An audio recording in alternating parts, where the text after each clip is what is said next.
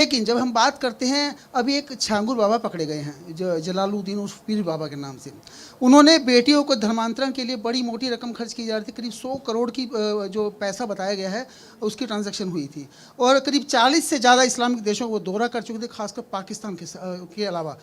और ऐसे में वहाँ पे जबकि एक मजबूत सरकार है, उसके बावजूद गलती आखिर कहाँ हो जाती, क्योंकि स्थानीय प्रशासन पे बताया जा रहा है कि छांगुर बाबा का बड़ा अच्छा प्रभाव था।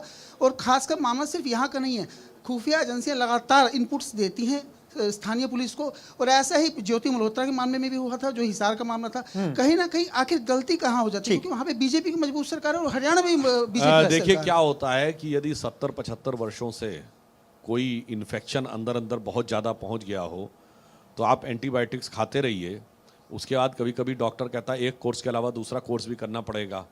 अब जो आपने कहा कि वो कम कैसे रह गया, जैसे कोविड था तो कोविड की कितनी डोज तय थी, फर्स्ट डोज, सेकेंड डोज और बूस्टर डोज। तब यूपी में फर्स्ट और सेकेंड डोज लग चुकी है, बूस्टर डोज लग जाएगी तो मुझे लगता है ये समस्याएं भी समाप्त हो जाएंगी। बूस्टर डोज का इंतजार है, समस्याएं वाकई समाप्त हो जाएंगी। मैं चलते चलते समय, अब मुझे भी पता है आपके पास कम है, एक सवाल और आपसे ले लेता हूं। वर्तमान परिस्थितियों को लेकर बीजेपी एनडीए जिस तरीके से आगे बढ़ रहा है, आप अपने पर कितना भरोसा करते हैं वो अलग बात है, सहयोगियों पर भरोसा कितना है और कैसे?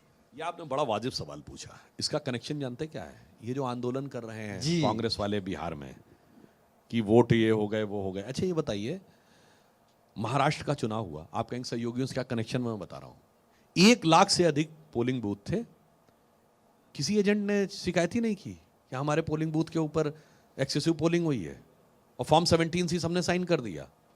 अच्छा सीसीटीवी की बात कर रहे हैं, और पोलिंग बूथ के बाहर तो वीडियोग्राफी तस्वीर खींचने पर रोक नहीं है, आपकी किसी पोलिंग एजेंट ने नहीं खींचा। अच्छा वो बस्ता लगाने के लिए तो लोग बैठे होंगे ना, हर पार्टी के लोग बैठे रहते हैं टेबल लगा के। अच्छा उसमें से भी किसी ने ना फोटो खींची, ना कुछ, ना किसी पत्रकार ने खींचा। अचानक 7 महीने के बाद एक इल्हाम हुआ राहुल गांधी जी को, अंतः प्रेरणा हुई, ओह वहां पे वोट ज्यादा पड़ गए थे। जानते क्यों हुआ?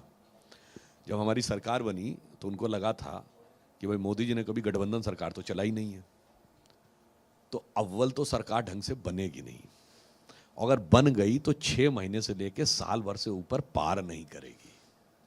मगर उनके जो एक डायलॉग था ना, साहिब आलम के अरमानों पे बिजली गिरी है, तो साहिब आलम के अरमानों पे बिजली तब गिरी जब साल भर पूरा हो गया। इतना ही नहीं, वक्फ बोर्ड पर भी जेडीयू और टीडीपी ने हमारा साथ दे दिया। उसके बाद जाके साहिब आलम को इल्हाम होना शुरू हुआ, ओहो वोटों में गड़बड़ हो रही है, वोटों में गड़बड़ हो रही है। यानी ये दर्शा रहा है कि भाजपा के सहयोगी, एनडीए के सहयोगी पूरी मजबूती के साथ आगे खड़े हैं। इसलिए एनडीए के अंदर दरार डालकर सत्ता पाने का ख्वाब, जैसे हिंदू समाज में दरार डालकर सत्ता पाने का ख्वाब पूरा होता हुआ नहीं दिख रहा है, तो इसलिए फिर ये हाहाकार मच रहा है। यानी ये हो रहा है, क्या हो रहा है? ये एनडीए में दरार डालने का काम, दरार डालने का काम सफल नहीं हो पा रहा है, वो कर रहे हैं, इसलिए कह रहे हैं अब चुनाव आयोग पे आरोप लगाओ। यानी अब एनडीए के अंदर से आप पूरी तरीके से हताश, निराश और कुंठित हो गए कि अब एनडीए के सहयोगी दलों को अलग करके सरकार गिराने का ख्वाब मिट्टी में मिल गया।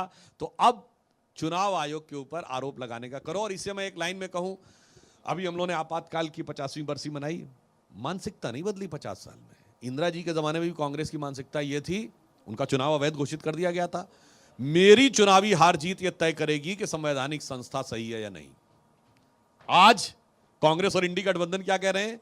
मेरी चुनावी हार जीत यह तय करेगी कि चुनाव आयोग सही काम कर रहा है कि नहीं। अब बताइए, क्या तेजस्वी यादव जी ने 2024 के चुनाव के बाद लिखित में नहीं दिया चुनाव आयोग को कि यहां बहुत भारी मात्रा में वोटर्स ऐड किए गए हैं? अब जब ऐड करने के बाद गिनती शुरू कर दो, नहीं साहब ये तो नहीं होना चाहिए। उसका कारण जानते क्या है? एक फिर फैक्ट आपको बता देना चाहता हूं। 9 फरवरी 2025 को अमेरिकी प्रेसिडेंट ट्रंप ने कहा कि भाई US agency for international development ने मिलियंस ऑफ डॉलर खर्च किए थे, यानी सैकड़ों करोड़ रुपए भारत में वोटर टर्नआउट बढ़ाने के लिए। ये उनका दिया गया बयान है कि मैं समझ ही नहीं पा रहा हूं यूएस एड को इससे क्या मतलब कि भारत में वोटर टर्नआउट बढ़ना है, भारत में मतदाताओं की संख्या बढ़नी है। और यूएस एड को फंडिंग सोरोस से आती थी। किसी ने कहा कि इसके बारे में जांच होनी चाहिए। सिवाय हमारे अलावा। कितनी गंभीर बात है।